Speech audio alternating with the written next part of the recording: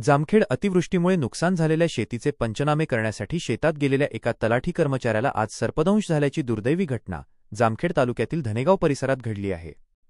मिळालेल्या माहितीनुसार मागील 15 दिवसांपासून तालुक्यात मोठ्या प्रमाणावर अतिवृष्टी झाली आहे. त्यामुळे शेतकऱ्यांचे मोठे नुकसान झाले असून महसूल विभागाने तातडीने पंचनामे करण्याच्या सूचना दिल्या आहेत. त्यानुसार आज दसऱ्याचा सण असूनही धनेगाव परिसराचे तलाठी श्री आकाश काशिकेदार हे सकाळपासून शेतीत पंचनामे करण्याचे काम करत होते.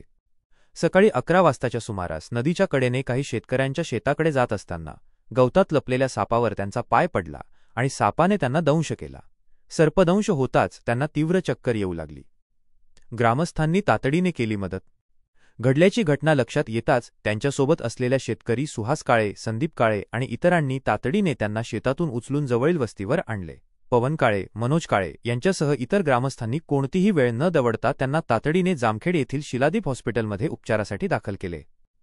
घटनेची माहिती मिळताच सभापती प्राध्यापक राम शिंदे यांनी देखील तात्काळ रुग्णालयात धाव घेऊन तलाठी श्री काशिकेदार यांच्या तब्येतीची विचारपूस केली. सणाच्या दिवशीही आपले कर्तव्य बजावत असताना तलाठी महोदयांवर ही वेळ आल्याने हळहळ व्यक्त होत आहे.